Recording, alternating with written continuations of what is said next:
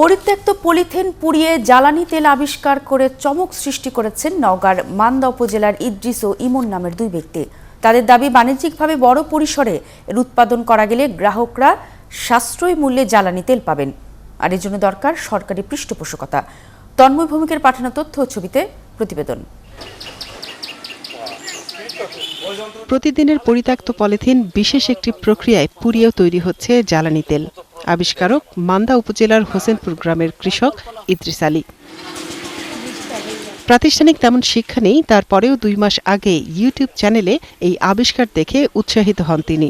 এরপর মাত্র 5,000 টাকায় সরঞ্জাম কিনে কাজ শুরু করেন। তেলটাকে আবার মানসম্পন্ন করতে ভাগ করতে হয় অন্য একটা মেশিনে।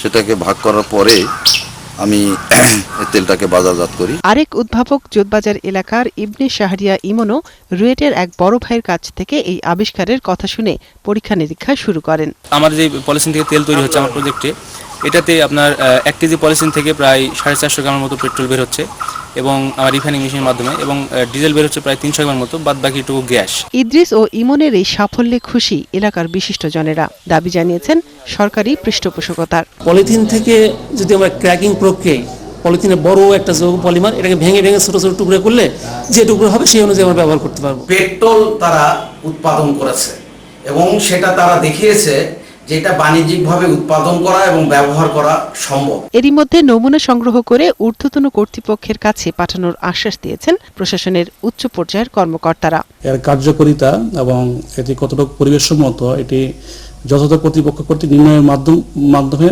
পরবর্তী ব্যবস্থা সম্পর্কে জানা যাবে। ক্রিয়েটিভিটি অ্যান্ড ইনোভেশন ফান্ড গঠন করেছে। যদি কারো এরকমের আইডিয়া থাকে তাহলে আমাদেরকে সেই আইডিয়াগুলো দাখিল করে তারা আর্থিকভাবে যে সাপোর্ট পাওয়ার যে সুযোগ, সেই সুযোগটা তারা কাজে লাগাবে।